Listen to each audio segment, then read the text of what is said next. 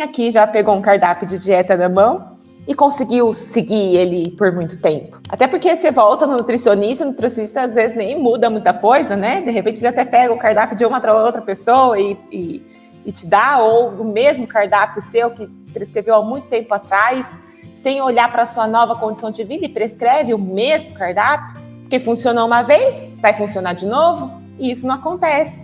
E o fato é que essa minha aluna, ela estava contando a história dela quando ela estava começando o programa, e ela falou, eu voltei no médico, eu fui no médico e eu contei o meu histórico, e ele falou, você precisa de remédio, né? Ele já prescreveu, e ele já prescreveu ali 2 comprimidos por dia, sendo que uma dose inicial de remédio deveria começar com 1 por dia, enfim, e fazer essa adaptação somente depois de a pessoa não ter conseguido pela mudança de hábitos. E aí, o que aconteceu com ela? Ela começou a ter muitos efeitos colaterais, ela começou a passar muito mal, que é o que acontece com muitas pessoas que começam a tomar remédio. E esse remédio, ele causa um mal-estar não só físico, ele causa um mal-estar emocional também, ele mexe com nossa autoestima, ele impacta na nossa questão emocional, porque você está tomando remédio e mesmo assim não funciona, e mesmo assim você não consegue controlar, não consegue reverter, não consegue baixar, você vive com aquele monstro do pré-diabetes diariamente. E essa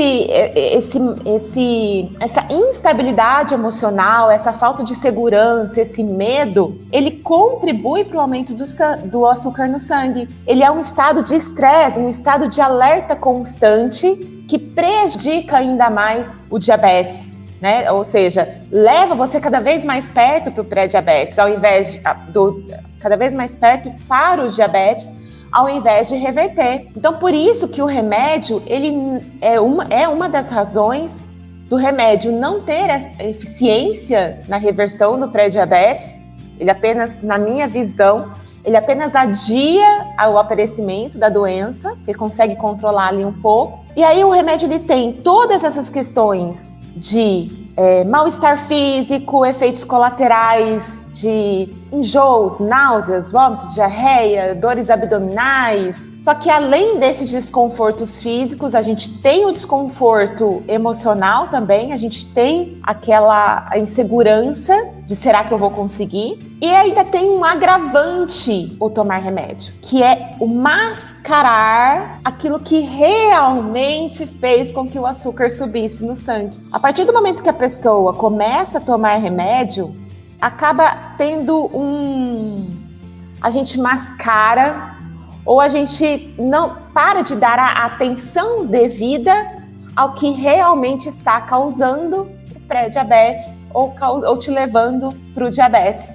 fazendo com que o seu açúcar no sangue aumente, que seu corpo não consiga remover esse açúcar do sangue. Então imagina que que na sua casa aparece um vazamento na parede do quarto.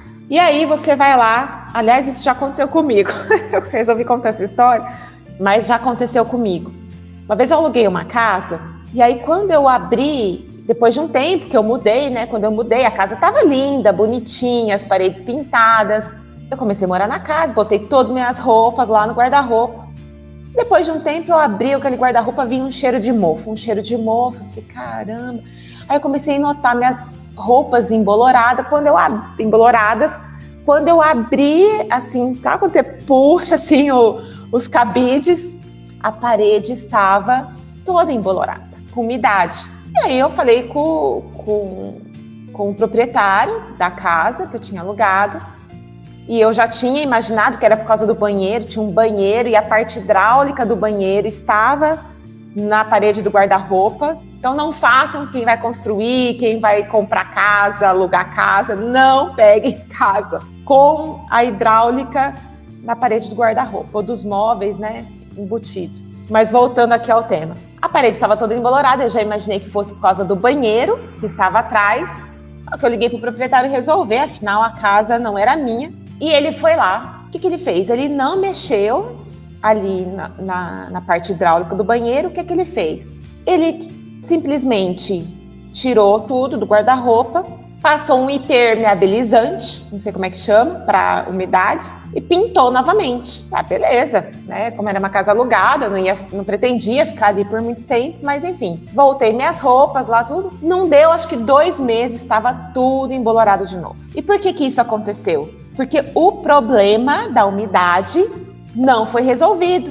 O que ele fez? Ele deu um remédio. Ele prescreveu um remédio, ele passou um remédio ali na parede, que resolveu por um momento, só que não resolveu a causa do problema. E o que aconteceu? O problema voltou. E é isso que acontece com quem trata o pré-diabetes ou diabetes com medicamento. Você mascara o problema, você não resolve a raiz do problema. E o que acontece? O problema volta. E às vezes ele volta com mais força, porque o problema raiz, a causa raiz do problema, ela continuou aumentando.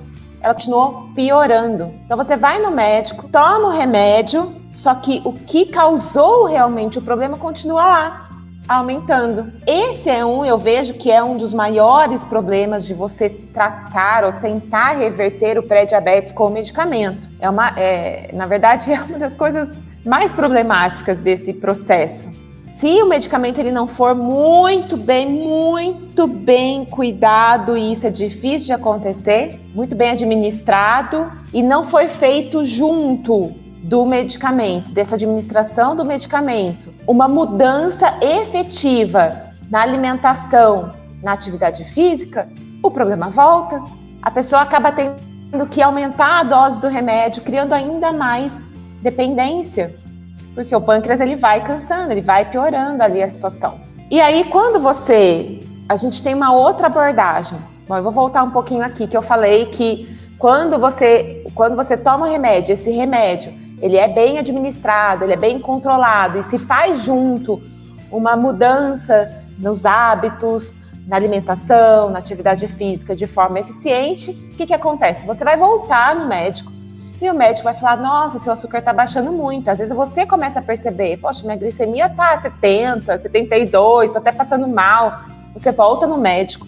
O médico poderia ter um olhar mais amplo, mais sistemático sobre tudo, né? Mais ecológico, a gente chama de ecológico. Quando ele olha o sistema como um todo e fala, nossa, você mudou isso, você mudou aquilo, então agora a gente precisa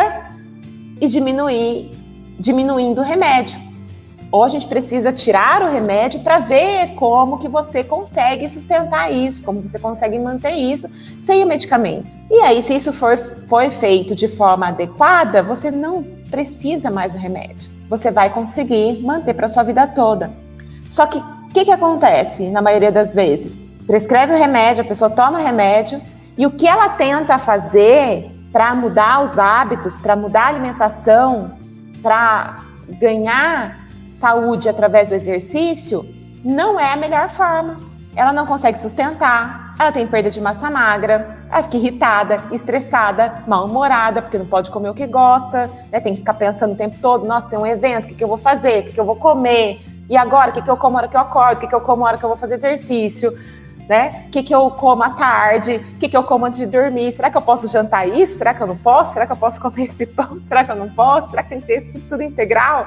Ou comece no mercado, aí, meu Deus, é tudo muito caro, eu tenho que usar o adoçante especial, o açúcar que veio não sei da onde, o pão especial, o suco especial, o leite especial, é tudo especial, e tudo que é especial, a indústria alimentícia, o que ela faz? Ela se aproveita e bota o preço lá em cima, porque a pessoa acha que ela tem que consumir aquilo. E é lógico que a indústria alimentícia se aproveita disso.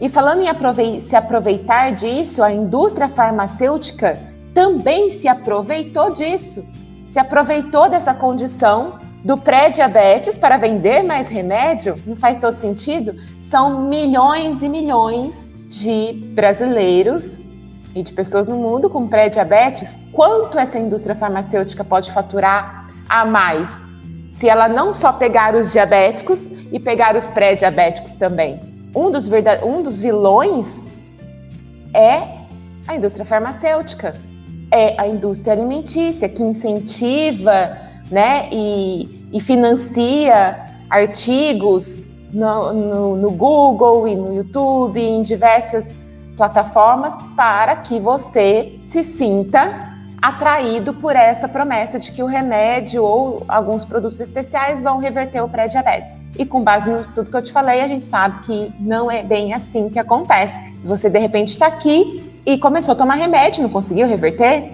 Agora, quando a gente pensa em reversão sem remédio, a gente tem benefícios incríveis, que é, um deles é você economizar, né? Apesar de que muitos remédios são fornecidos pelo SUS, mas como eu falei, a partir do momento que você começa a tomar remédio e você cria essa desarmonia, esse desequilíbrio no seu corpo, a gente começa a ter outros problemas. Problemas renais, problemas estomacais, o avanço para o diabetes tipo 2, que vai te causar outras complicações. Então, quando a gente tem um olhar mais para o futuro, mais de médio e longo prazo, financeiramente se torna mais oneroso, se torna mais custoso para você. Então, de repente, o remédio do pré-diabetes, do diabetes, ele é gratuito, mas todas as complicações que vão vir com ele no futuro te causa um prejuízo financeiro.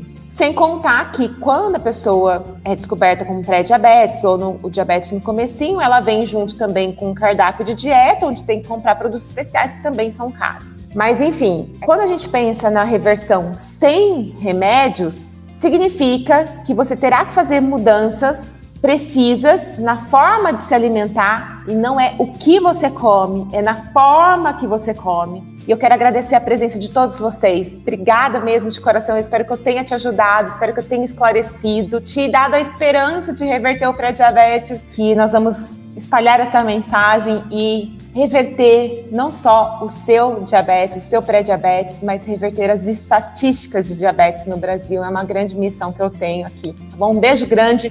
Tchau, tchau, gente. Obrigada, viu?